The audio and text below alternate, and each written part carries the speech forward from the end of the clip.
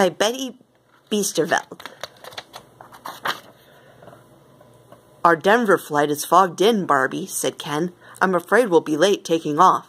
Oh, no, said Barbie. I'll never get to my birthday party on time. I may be spending my birthday right here in this crew lounge. Barbie looked around the lounge and sighed sadly. I'm really sorry, Barbie. If the weather's good, we may be able to make up time in flight. We'll just have to see, Ken told her. Right now, I've got to pick up something before it's time to leave. What is it? Asked Barbie. It's a surprise, said Ken. I'll see you later. Barbie was unhappy as she waited for the weather to clear up, but when it was finally time for boarding, she saw that she was not the only one who was disappointed about leaving late. All the passengers were grumbling as they came up the ramp. I'm missing a meeting, Mr. Brown said as he stepped onto the plane. I've got a headache, complained Miss Smith.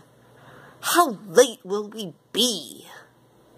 Asked Miss Bates in a cross-worried voice. Will my grandmother wait for me in Denver if we're late? Asked the little girl who got on the plane next. Don't worry, Barbie told each passenger. Just relax. We'll be in Denver in no time. Just before takeoff, Barbie went down the aisle, checking everyone's seatbelt. Then the plane lifted, and they were in flight.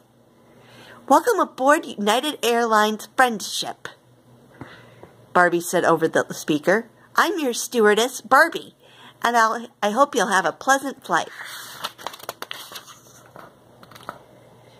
Just as she finished speaking, the plane bounced. We're in trouble, Miss Bates wailed. Don't worry, said Barbie. We have a good pilot. The pilot's voice came over the speaker. This is Captain Ken. Since we're passing close to a storm, our ride may be bumpy. Please keep your seatbelts fastened for your own comfort. The passengers complained more loudly. The little girl was getting worried. I want to go home, she said softly, but no one paid any attention. They were too busy thinking about themselves. Lightning flashed. The plane bounced again. I'll never make my appointment, complained a passenger irritably. My stomach feels funny, another passenger said. At that moment, the little girl began to cry very loudly, and finally the passengers began to notice the frightened, unhappy. Hush, everyone. We're upsetting this little girl, a man said, frowning at the others. It's all right, dear, said the woman seated next to her. What's your name? Mary, the little girl sobbed. Barbie, is there something we can do to take Mary's mind off the storm? Said Barbie. I have an idea. It's my birthday, and I'm missing my party at home. So I'll have one right now, and you're all invited. We don't have any presents for you, Mary sniffled. That doesn't matter, Barbie said. I have a present, said one of the passengers. It's a souvenir, and I'd like you to have it. The present was a shell paperweight. Here's something else, said a woman handing Barbie a small box. I can get some more. Stationery, Barbie said. Thank you. I'll give Mary a piece so she can make me a birthday card. I have crayons in my purse. Mary dried her tears. I bought 3 scented candles just before I left, Barbie said. I'll light them now. One for another year, the second for a lucky wish for my new friends, and the third for everyone's happiness. Everyone sang Happy Birthday, Dear Barbie, and she blew out the candles.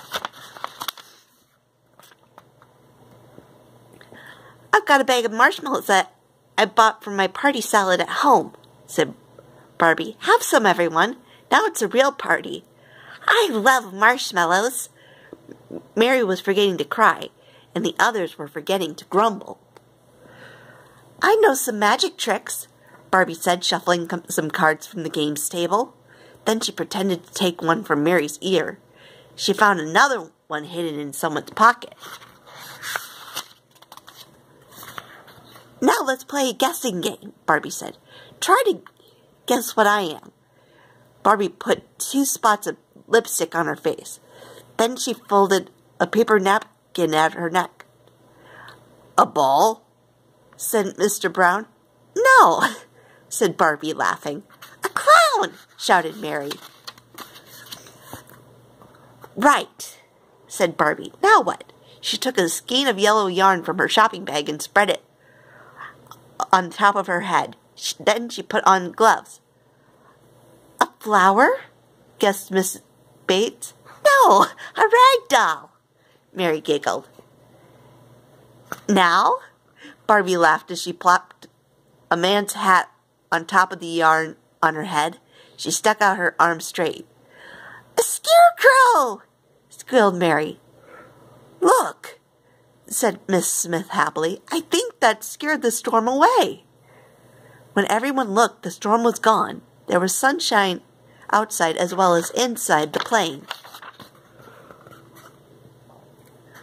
When Barbie served dinner from the serving cart, everyone was smiling, and she had just cleared away the last dish for dinner. Captain Ken announced that the plane was landing in Denver. Soon Barbie was saying goodbye as the passengers left the plane. Here's the card I made for you, Mary said. This was the best party I ever went to.